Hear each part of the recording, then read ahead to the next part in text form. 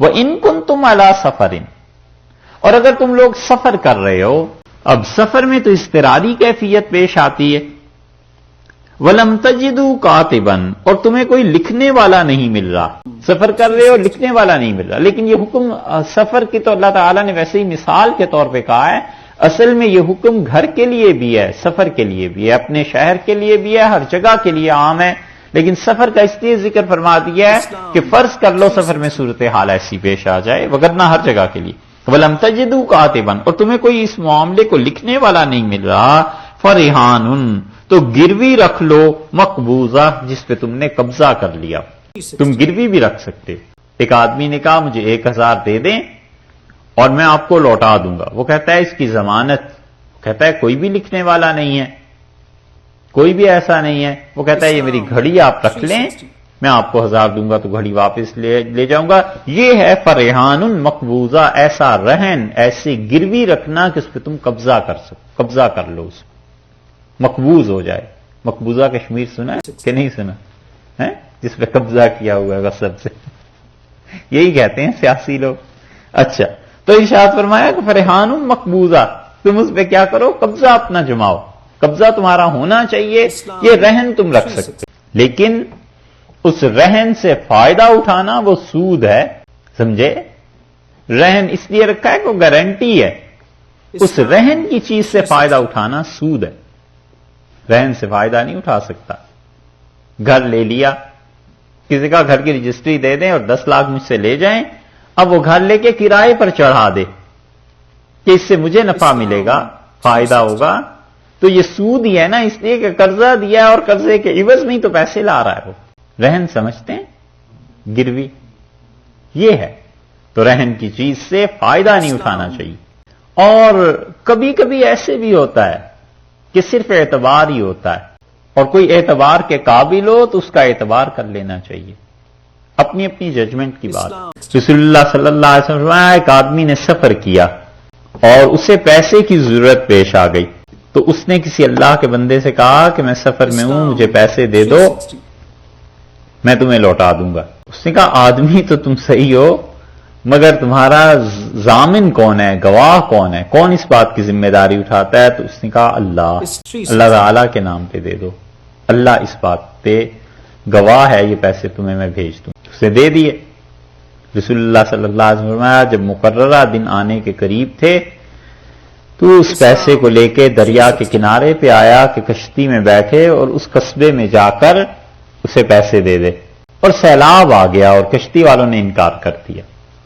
پھر وہ دوسرے دن آیا، شام تک ٹھہرا رہا اور کوئی نہیں لے کے گیا، اور تیسرے دن آیا، پھر سیلاب تھا، بارشیں، نہیں کوئی لے کے گیا۔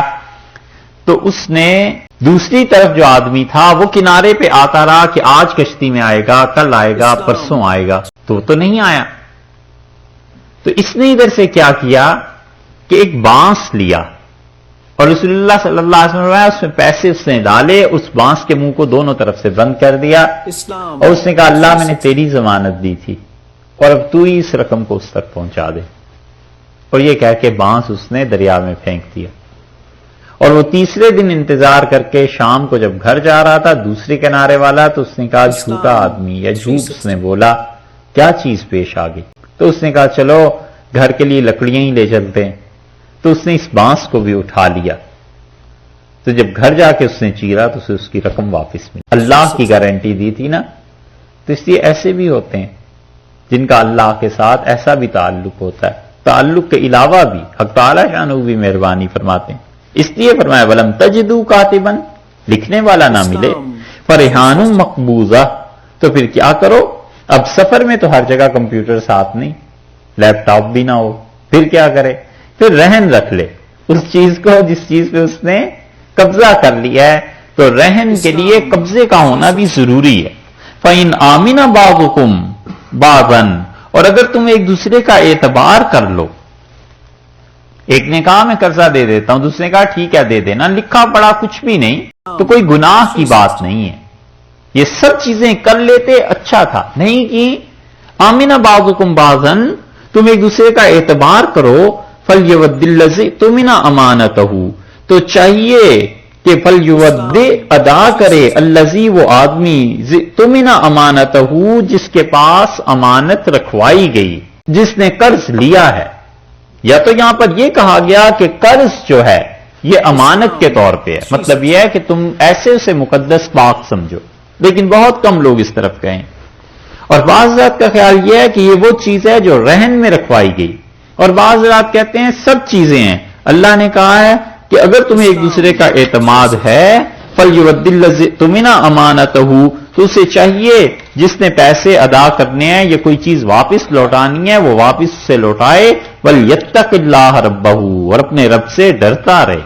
بار بار آتا ہے نا، دیکھا طلاق کے معاملات میں بھی اور یہاں پر مالی معاملات میں بھی اللہ بار بار کہتا ہے ڈرتے رہنا اللہ سے، بچانا اپنے آپ کو، ڈرتے رہو. خدا کے ہاں قانون ہے، ایسے ہی نہیں دنیا چل رہی. ولا تکتموا الشہادہ، اور شہادت کو نہ چھپانا، گواہی کو نہ چھپانا. حضرت عمر رضی اللہ عنہ کہتے تھے کہ سچی گواہی وہ یا تو پھر تمہیں تنہا کر دے گی اور یا مصیبت میں ڈال دے گی. یعنی جب سچ بولو گے تو سچی گواہی کی زد کہیں تو جا کر پڑے گی نا، لوگ تمہیں چھوڑ دیں گے. بڑی حکمت کی بات فرمائی انہوں نے کہ سچی گواہی تمہیں تنہا کر دے گی. لوگوں کو پتا ہوگا کہ یہ سچ بولتا ہے تو ہمارے قبضے میں تو آئے گا نہیں، اور جہاں گواہی کی ضرورت پیش آ گئی اگر کبھی اس سے لے گئے تو ہم تو گئے. تو اس لیے اللہ نے فرمایا وَلَا تَكْتُمُوا الشَّهَادَةَ، اور گواہی کو مت چھپانا.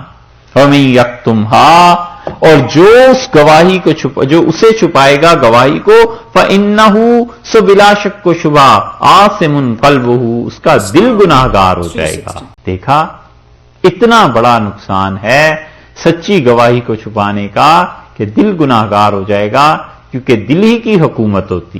قاتل رہبر، کامل رہزن. قاتل رہبر جو رہبری کرتا ہے، رہنمائی کرتا ہے، قتل کر دینے والا وہ. کامل رہزن اور پکا ڈاکو. دل سا دوست نہ دل سا، دل جیسی چیز رہنمائی کرنے میں بھی اس جیسا کوئی نہیں اور تباہ کرنے میں بھی اس جیسا کوئی. دل ہی سب سے اچھا دوست اور دل ہی سب سے برا دشمن. فَإِنَّهُ آثِمٌ قَلْبُهُ، دل گناہگار ہو جائے گا. کیونکہ آدمی جب اس کا دل گناہگار ہو جاتا ہے تو پھر دماغ میں، سوچ میں پاکیزگی باقی نہیں رہتی. پھر وہ سوچے گا ہی گناہ کی. ہاتھ پاؤں سارا جسم ارادے کے تابع ہے نا. چور کا ارادہ ہوتا ہے کہ چوری کریں تو ہی تو گھر سے نکلتا ہے اور چوری کرتا ہے. تو جب اس کے اندر ایسی ڈسک فٹ ہو گئی جو ہمیشہ اسے گناہ کی ترغیب دیتی ہے تو پھر کیا ہوگا؟ اور وہ دل ہے. اللہ نے کہا اگر سچی گواہی چھپاؤ گے فَإِنَّهُ آثِمٌ قَلْبُهُ، تو تمہارا دل گناہگار ہو جائے گا. کبھی بھی گواہی میں جھوٹ نہیں بولنا. اسی طرح سورہ مائدہ میں اللہ نے فرمایا ہے کہ دیکھو کبھی بھی گواہی کے میں یہ نہ سوچنا کہ تمہارے یہاں جو آدمی جس کے خلاف گواہی دینی ہے وہ غریب ہے یا امیر ہے، کہ غریب سمجھ کے اسے جھوٹی گواہی دے بیٹھو کہ اس کا کچھ فائدہ ہو جائے. اللہ نے کہا نہیں، غریب اور امیر، غربت اور امارت بھی نہیں دیکھنی، اور یہ بھی نہیں دیکھنا کہ اس گواہی کی زد اگرچہ تمہارے والدین پر پڑتی ہو تو بھی پرواہ نہ کرنا، گواہی سچی دینا. وہ ایسا مقام ہے جس میں اللہ نے غریبوں کو بھی نہیں چھوڑا اور والدین کو بھی نہیں چھوڑا. اللہ نے فرمایا ہے گواہی سچی دینا چاہے اس کی زد جا کے تمہارے والدین پر پڑے. تب ایک حد تو ہے نا.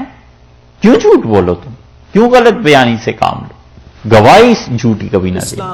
وَمَن يَكْتُمْهَا، اور جو ایسی گواہی دے گا فَإِنَّهُ آثِمٌ قَلْبُهُ، اس کا دل گناہگار ہو جائے گا.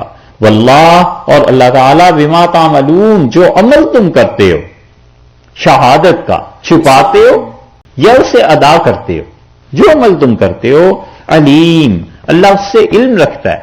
اللہ کو خوب پتا ہے کہ تمہارا عمل تمہیں کہاں تک پہنچائے گا، کہاں تک. ٹھہریے ایک رکوع بھی پڑھا کی.